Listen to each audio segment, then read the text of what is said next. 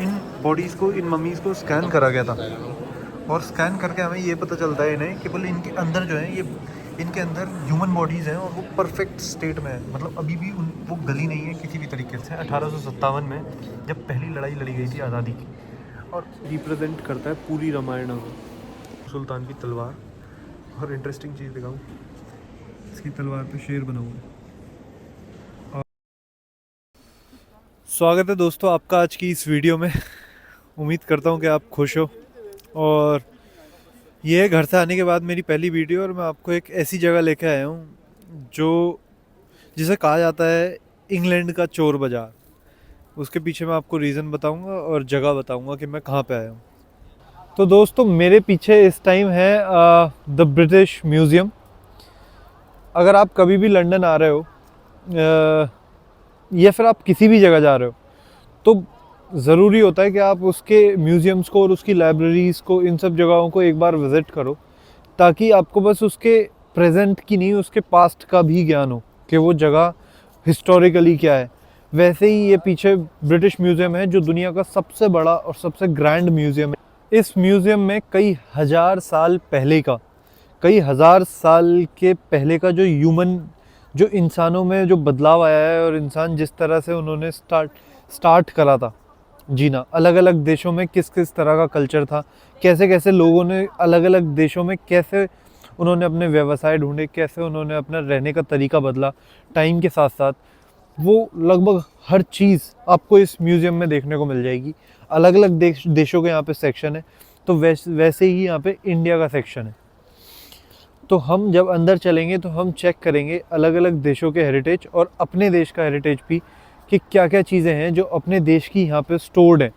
और इसे चोर बाज़ार क्यों कहा जाता है? चोर बाज़ार इसे इसलिए कहा जाता है क्योंकि अंग्रेज जिस जिस देशों में इन्होंने रूल करा है, क्योंकि इन्होंने बहुत देशों में रूल करा था, तो जिस जिस देश में इन्होंने रूल करा है, ये उस देश से वहाँ का कल्चर और वहाँ की आर्ट चुरा के लेके आते थे। उसे मैं चुराना तो नहीं कहूँगा, क्योंकि या तो ये चोर ज़्यादा अच्छे थे या फिर अपन रखवाले ज़्यादा कमज़ोर थे। तो ये उस जगह से चीज़ें लेके आते थे और चीज़ें यहाँ पे स्टोर करी जाती थी, और कई कई सालों पुरानी, कई कई हज़ार साल पुराना यहाँ पे कल्चर स्टोर्ड है। बहुत सारे देशों ने इसके खिलाफ आवाज़ भी उठाई है, और बहुत सारे देशों ने कहा भी है कि आप हमें हमारा हेरिटेज वापस करो, लेकिन ये उस चीज़ में साफ मना कर दिया जाता है। तो आओ देखते हैं ब्रिटिश म्यूज़ियम के अंदर क्या चीज़ें स्टोर्ड हैं, क्या भारत की चीज़ें स्टोर्ड हैं। और हम ये भी देखने की कोशिश करेंगे, क्योंकि ये भारत के कल्चर को दिखाता है, मतलब उसकी हिस्ट्री को दिखाता है। जो जो चीज़ें स्टोर्ड होंगी उसमें और दूसरे देशों की हिस्ट्री में क्या फ़र्क है, क्यों अपने देश को सोने की चिड़िया या फिर इतना स्ट्रॉन्ग कल्चर्ड देश कहा जाता था।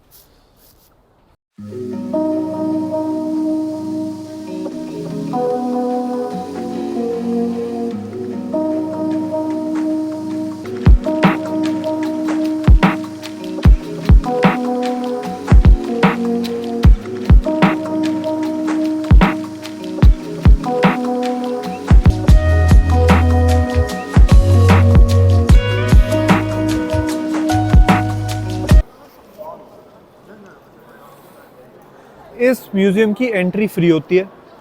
आप यहाँ पे किसी गाइड को भी रेंट कर सकते हो जो आपको इन्फॉर्मेशन दे सके जगह जगह की। आओ देखते हैं। इस बिल्डिंग के अंदर कई बिल्डिंग्स हैं जहाँ अलग अलग जगहों की हिस्ट्री को बचा के रखा जा रहा है। ये मीठा रखा होता है भाई, या मीठा रखा नहीं होता, ये चार्जेबल है, हर चीज़ चार्जेबल है।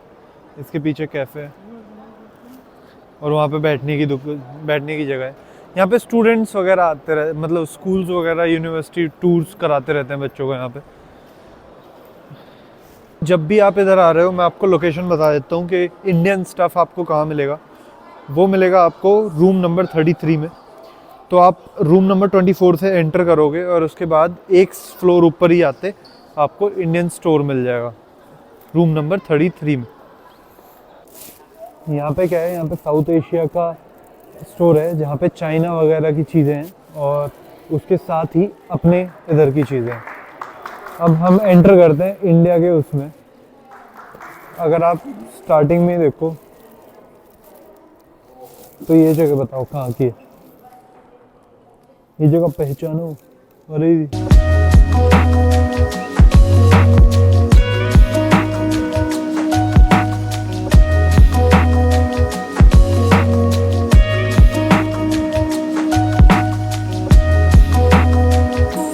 तो भाई ऊपर ये वो आपको दिख रहा है, वो शंख है, और ये बहुत पुराना शंख है, इन्होंने प्रिजर्व करके रख रखा है। भाई अब अपन आ जाते हैं तमिलनाडु के साइड। जो ये मिट्टी के बर्तन है, मिट्टी के बर्तन के साथ साथ ये इस तरह के हथियार लोग इस्तेमाल करते थे, जैसे ये शार्प हथियार थे, इस तरह के हथियार इस्तेमाल करे जाते थे जानवरों को मार। उस टाइम ये कई हजार साल पुरानी चीज़ है, तब भी गोल्ड की चेन्स और गोल्ड की रिंग्स बनी होती। गंगा, काशी, वत्सा, मगधा, ये उस टाइम कॉइन्स यूज़ होते थे। ये जो आपको लगे लगे मिल रहे हैं ना, ये उस टाइम के कॉइन्स थे जो यूज़ होते थे। और ये कॉइन्स का सिस्टम जो चालू हुआ था वो अफगानिस्तान से चालू हुआ था। उसके बाद जो वहाँ पे दिखाया जाता है, जहाँ पे वो 1 नंबर है, एक सेकेंड, जहाँ पे वो 1 नंबर लिख रहा है वहाँ पे दिखाया जा रहा है, वहाँ से कॉइन्स बनने स्टार्ट हुए थे। और स्टार्टिंग में ऐसे ऐसे कॉइन्स यूज़ होते थे। फिर उसके बाद अशोका का एम्पायर आया और तब एक ही तरह के कॉइन्स यूज़ होने चालू हुए हर जगह। और फिर ये इस तरह का आर्ट, मिट्टी से बनाई गई ये इस तरह की मूर्तियाँ थी। ये रोमन टाइम पे इस तरह के ऑर्नामेंट्स बनते थे। ये देखो भाई, हाँ, गोल्ड के कितने खूबसूरत ऑर्नामेंट्स उस टाइम बनते थे। गोल्ड के, आइवरी के, जानवरों के सींग के, दांत के, अलग अलग ऑर्नामेंट्स बनाए जाते थे।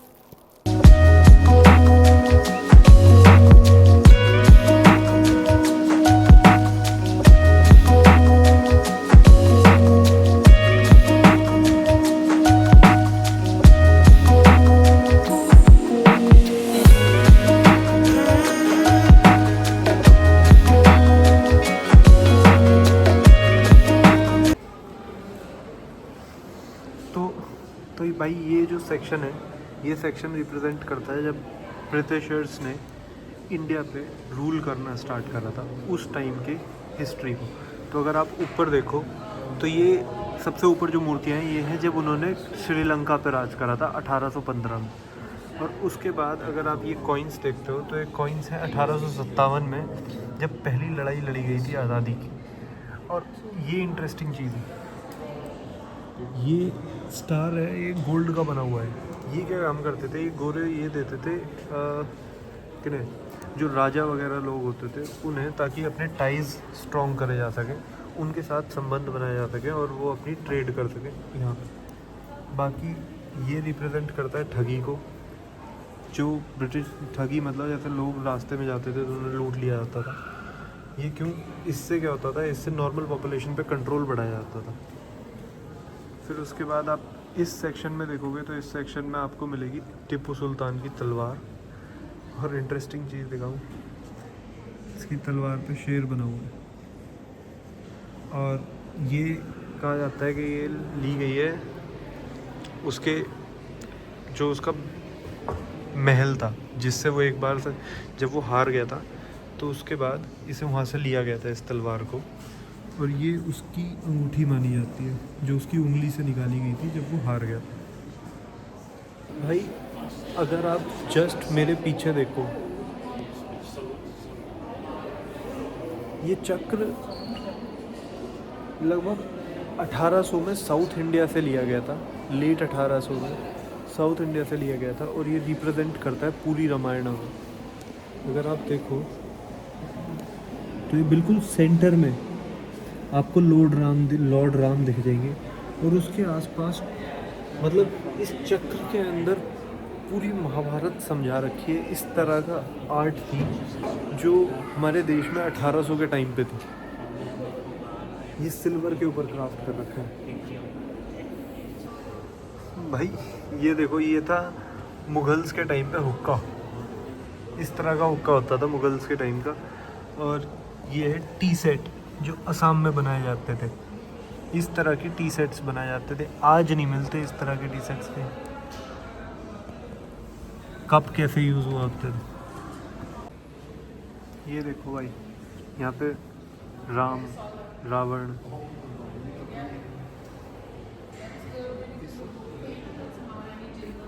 इस तरह की आर्ट होती थी।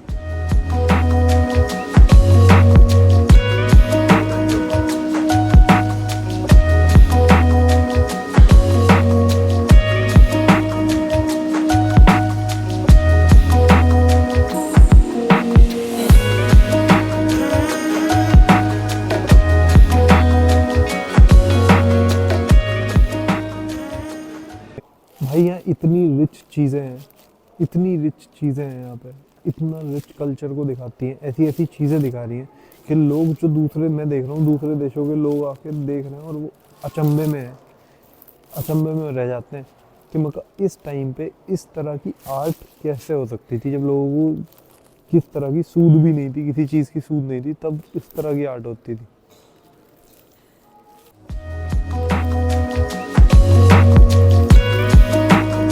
ये देखो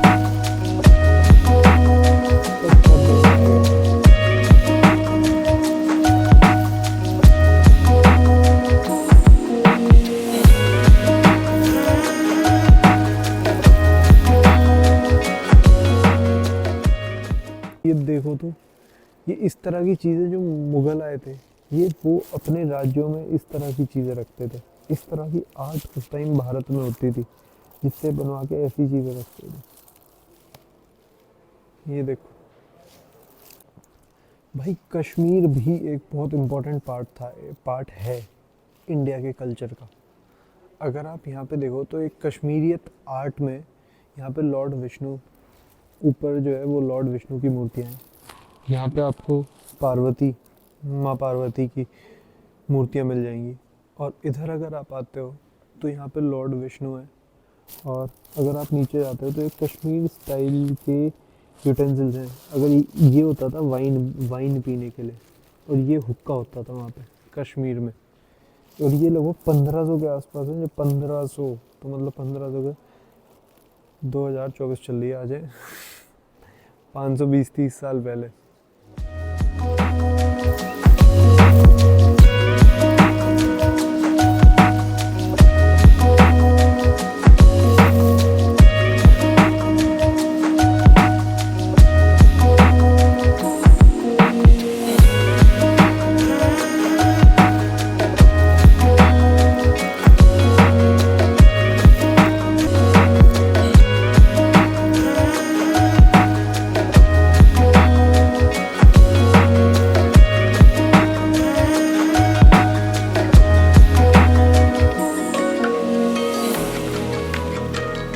भाई जैसे जैसे मैं इसके अंदर घुसता चला जा रहा हूँ म्यूज़ियम के इंडियन सेक्शन के, चीज़ें रिच होती चली जा रही हैं, कल्चर बढ़ता चला जा रहा है, और जो आर्ट है, जो रिचनेस है, जो हिस्ट्री है, वो अलग अलग, मतलब यही नहीं है, भारत के अलग अलग हिस्से में अलग अलग कारीगरी होती थी, और उसमें एक अलग स्पेशलाइजेशन था। अभी मैं आपको लेकर चलता हूँ हिमालयंस की तरफ, हिमालय की तरफ, जहाँ किस तरह की आर्ट चलती थी।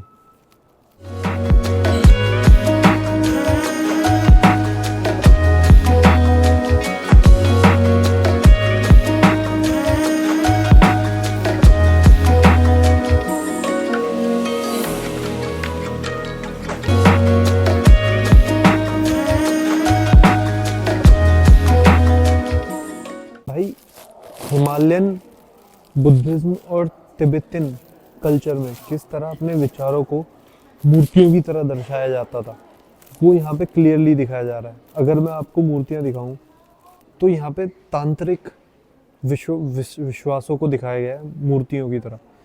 तो ये अलग अलग मूर्ति का अलग अलग मतलब है। अगर आप इस बंदे को देखो, ये बड़े डरावनी सी फोटो है, पर ये ईगो, आदमी के घमंड की बात करता है। ये मूर्ति आदमी के घमंड को दिखाती है। और ये जो बीच में आप मूर्ति देख रहे हो, इसमें क्या है, इसमें ये मूर्ति स्कल, आदमी के खोपड़े को खाने की कोशिश कर रही है, जो दिखाती है इग्नोरेंस, जो अज्ञानता को दिखाता है, जिसे खाया जाना चाहिए। और ये है धर्म रक्षक। उसी तरह ये तांत्रिक चीज़ें हैं जो यूज़ होती थी उस टाइम पे। वहाँ घंटा वगैरह टंगा हुआ है जो दिखाता था कि ज्ञान, नॉलेज और विजडम कितनी ज़रूरी होती है एक कल्चर के लिए।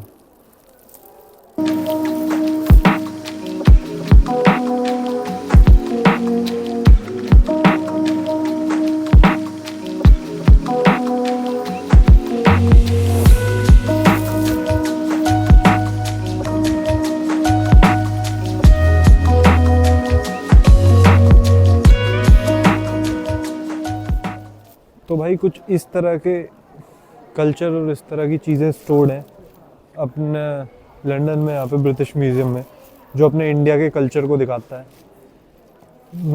तो मैं अभी आपको एक कुछ और चीज़ें दिखाता हूँ। अभी मैं आपको लेके चलता हूँ इजिप्शियन सेक्शन में, जहाँ पे हम देखेंगे ममीज़ को, जो आपने शायद मूवी देखी होगी मम्मी। अब उन्हें देखते हैं कि उनका क्या कंसेप्ट था, वो कैसी होती है।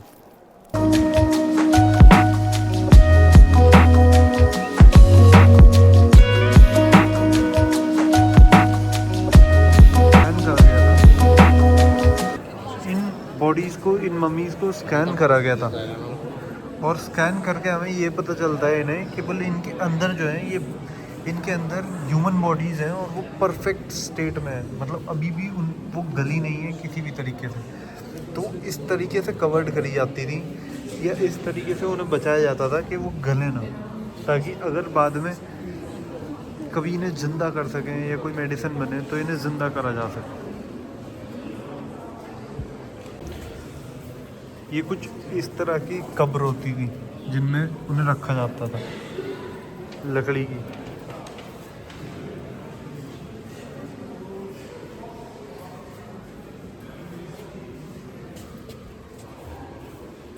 भाई जब बरी करे जाते थे लोग, जब दफनाए जाते थे, तो नॉर्मल आदमी अलग तरीके से दफनाया जाता था और राजा रानी इस तरीके से दफनाए जाते थे कि उनका प्रॉपर मुंह बनाया जाता था, प्रॉपर मुकुट सा उन्हें बनाया जाता था, इस तरीके से।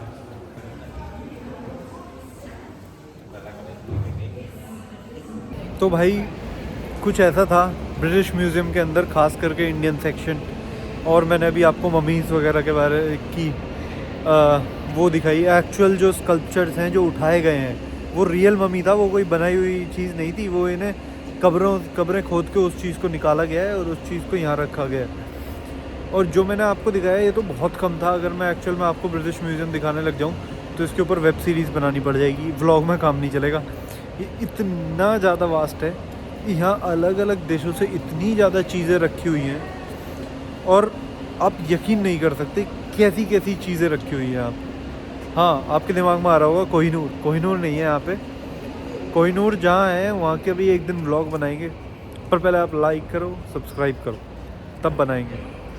चलो ठीक है, thank you everyone, I hope you like the video, please like, share, subscribe.